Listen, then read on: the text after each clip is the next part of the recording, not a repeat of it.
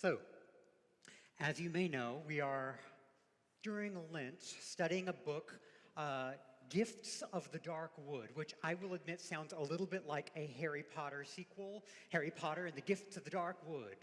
But of course, it's about the sort of wilderness time of Lent, a time of difficulty where we encounter uncertainty, being thunderstruck, and this week we encounter emptiness. But as you can tell, maybe from the title of my sermon, Two Cheers for Emptiness, I have a bit of ambivalence about the whole idea of emptiness.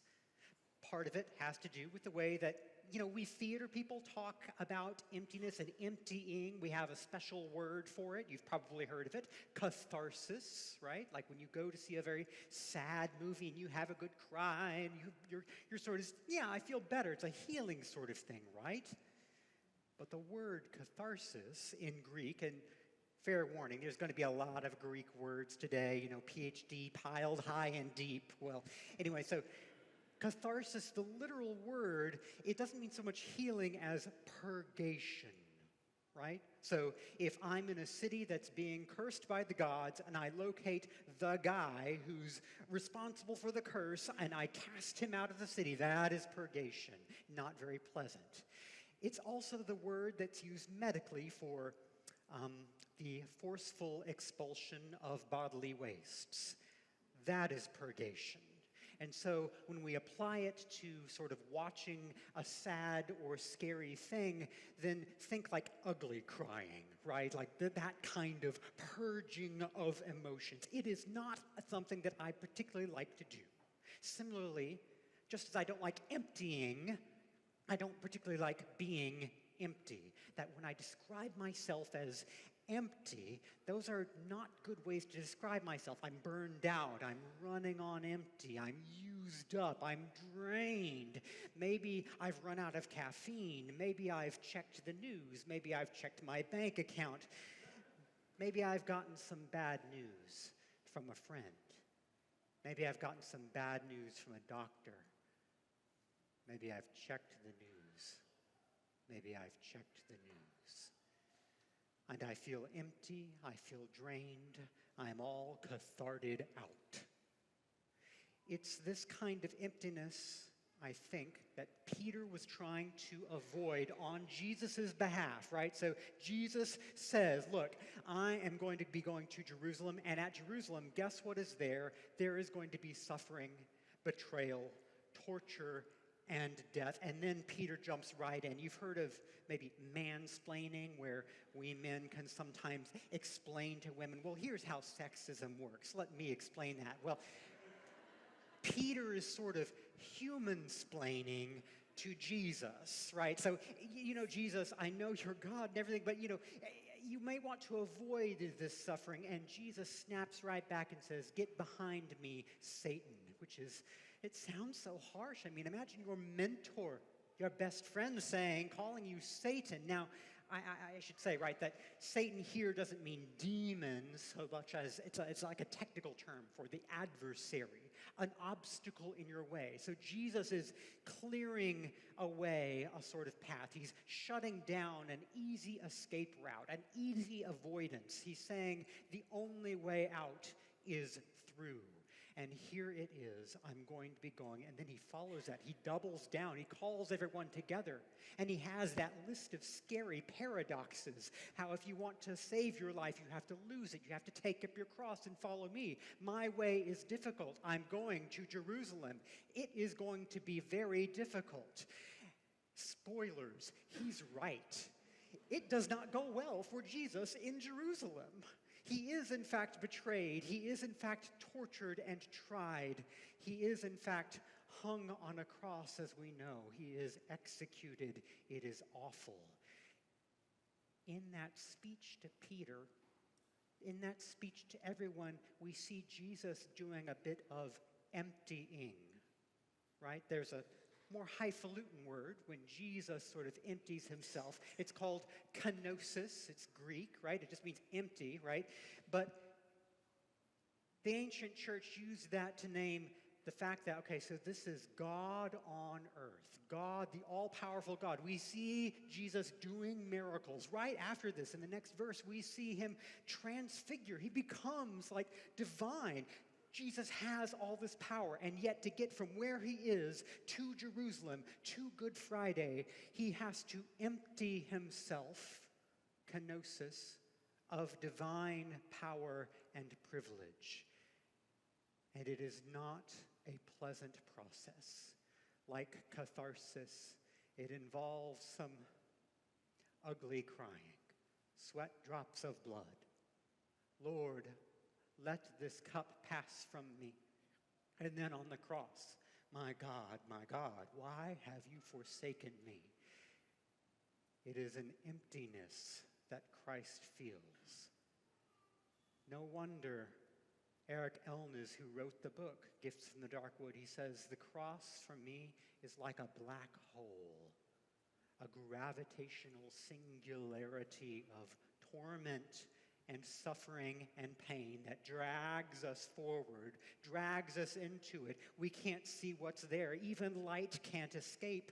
And no wonder we fight against it. No wonder we are afraid of the emptiness that is, the black hole that is the cross. No wonder we are so afraid of emptiness. And there's a fancy word for that from kenosis, kenophobia. Kenophobia. Fear of emptiness, or in Latin it would be horror vacui, the horror of the vacuum. Funnily enough, though, horror vacui, kenophobia, those are technical words in visual arts. In the visual arts, so if I'm describing a painting that is kenophobic, right, I'm describing a painting that the entire canvas is full of stuff. Right? There's no empty space. It's full of figures, little tiny figures. The artist has worked overtime to fill it with patterns and stuff like that. Our stained glass windows are to a little bit kenophobic. They're full of everything. There's no empty, uncolored spaces there. It's beautiful. It's not a judgment against that. However, let me suggest that our culture in the 21st century in the USA, our culture is a bit kenophobic. We don't like emptiness, and so we fill it with stuff. We don't like silence, so we fill it with noise and stimulation. We don't like inaction, so we fill it with things to do constantly. We are, advertisers tell us, in an attention economy. That the scarce resource in 2018 is our attention. And so corporations and technologies fight constantly, compete constantly to attract and keep our attention. And there is no greater sort of object of this than this.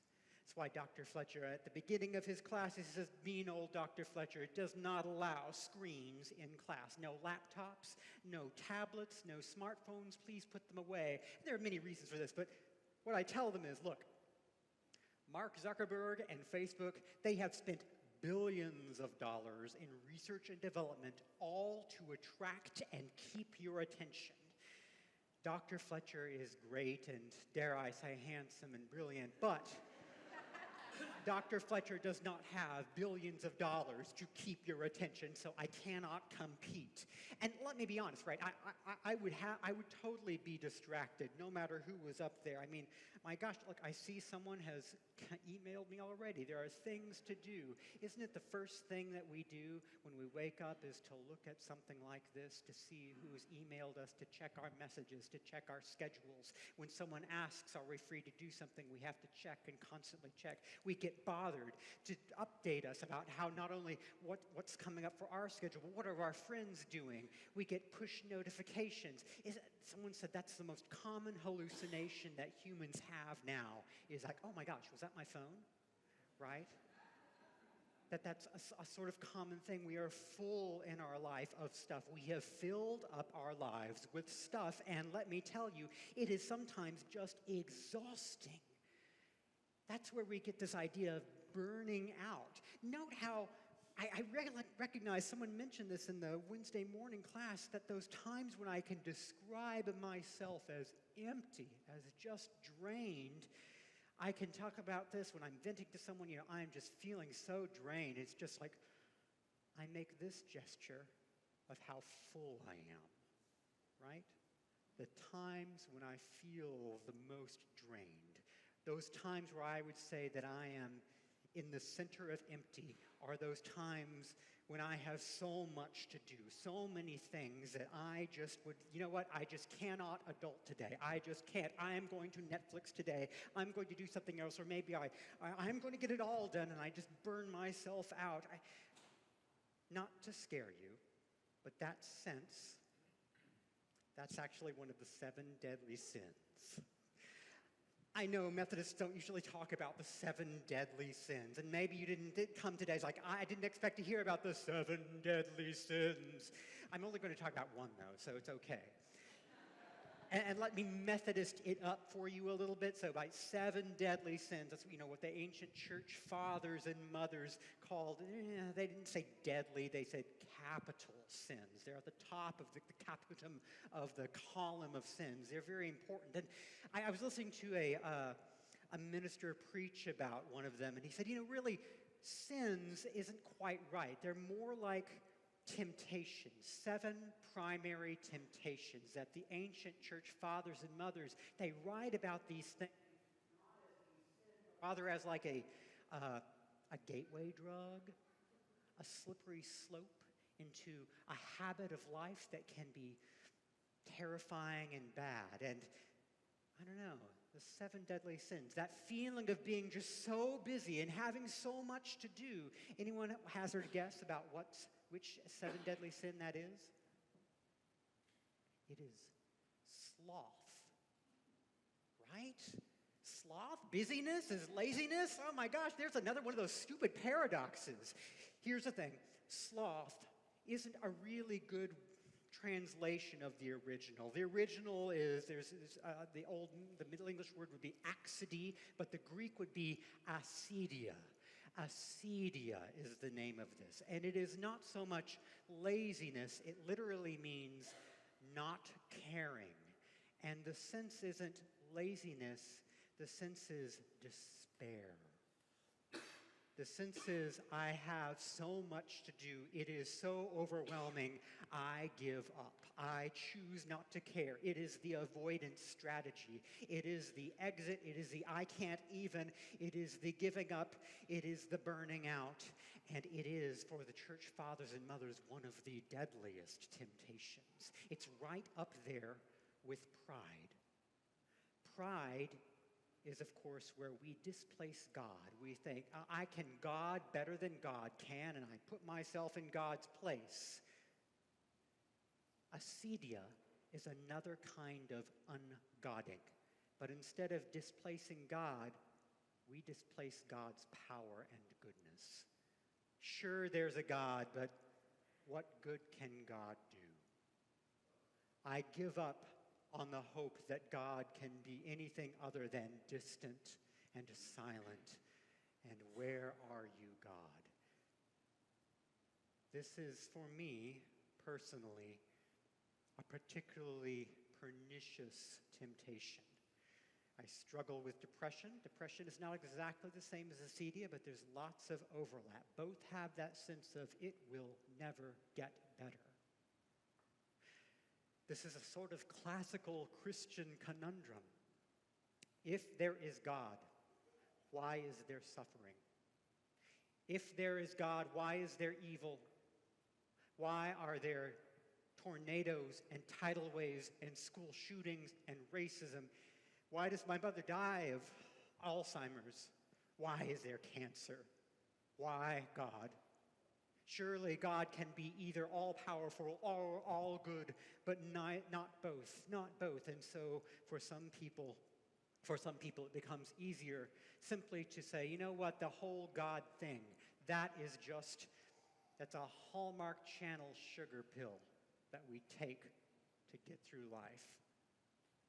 And then for others of us, for C.S. Lewis, who wrote the Chronicles of Narnia, when his wife, Joy, died of cancer, he wrote a book called A Grief Observed. And he said, I'm feeling this emptiness. I wonder where God is. And my concern, he says, is not so much that I'll stop believing in God. My concern is that I'll start believing that this is how God really is. Be no longer deceived. It's a dark and scary place. And I'm going to say that sometimes we Christians, collectively, can sometimes foster this sense.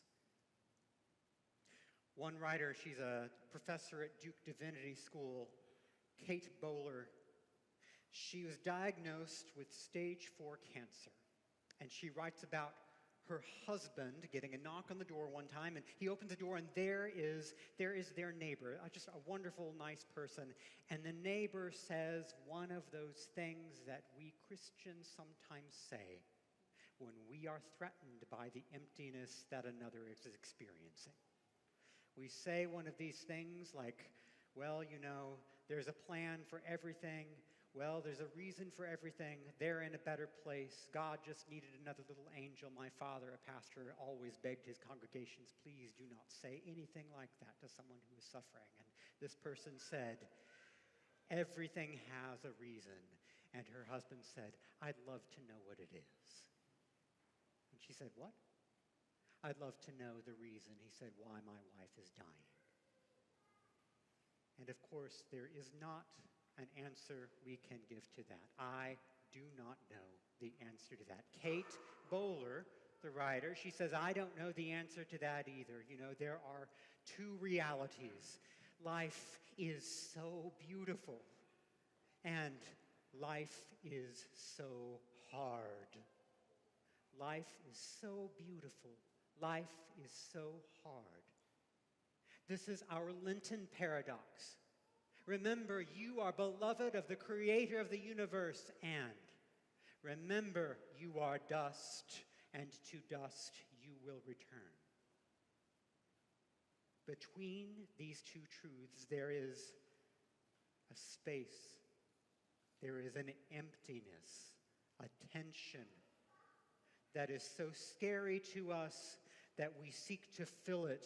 We seek to fill it with, on the one hand, we can fill it with platitudes about how there's a plan for everything, and hashtag blessed, and constantly putting a sort of Hallmark Channel sugar-coated pill nice face on it. And on the other hand, there's the temptation of acedia, of just giving up, and this is just how it is. And in between, we ask, we cry out, why, God? Why is this here? Where are you, God? And then we realize we are hearing Christ. We are hearing Christ. We are speaking what Christ himself speaks with us, cries out with us from the cross, from the emptiness. God gives up godhood to be with us in the emptiness, to experience it firsthand, to insist that there is more than just life is so hard. For the ancients, sometimes the only way out of acedia, out of this sense that I'm just burned out, I'm emptied out, they say the only way out of this is what they call nepsis. And the translation for that is just be here now. Be here now, by which they mean clear a space. Get rid of the adversaries, the obstacles, shut down the platitudes, the escape paths, the easy avoidance strategies. Be here now. Do your best as you hold these truths in tension, to hold Christ's hands, to feel Christ there with you, hurting, frustrated with you. And the way you do this, they say, sometimes you might be singing a song, sometimes it might be saying a centering prayer, sometimes it might be doing the work of the Spirit with other people, and sometimes they say, sometimes the only thing you can do when you are caught in that tension is just to breathe. Just breathe. Be still and know that I am God. Hear God's still small voice. Do your best to be here now. Clear a space. And sometimes, when we are not in a acedia ourselves, when we are not in a space of emptiness, we recognize that other people are. And it is our job to be Christ for that other person, not to fix their problem. We cannot snap our fingers and pull out the card that says, oh, your hardship is gone. We cannot fix things necessarily, but we can be there with the other person. We can be the face, the hands of Christ, being with them here and now, breathing together as the body of Christ, hoping instead of not caring, believing that there is more than life is hard. 2 cheers for emptiness, not 3. Just 2, because after all, while emptiness, suffering, times of uncertainty, these are not deal breakers to our faith. They are part of our faith, but they're not the point, right? We go through Lent. The only way out is through. We go through Lent, but we go through Good Friday. The end of this journey, the outside of the forest, isn't the cross on Good Friday, isn't that black hole. It is a different kind of experience, a different kind of emptiness there on Easter morning as we look for confirmation, as we look for our Christ, and we find the stone rolled away, the empty tomb. We hear, he is not here, he is risen, go and find him. We don't know where to look. We see someone, maybe it's a gardener, and we ask, where is Jesus? I have been looking for him for so long. I have been through this space of emptiness. I have wondered where God is. Where have you put him? And Jesus turns around and says our name. And there he is, as robust and beautiful as life. We have made it through, and here we are.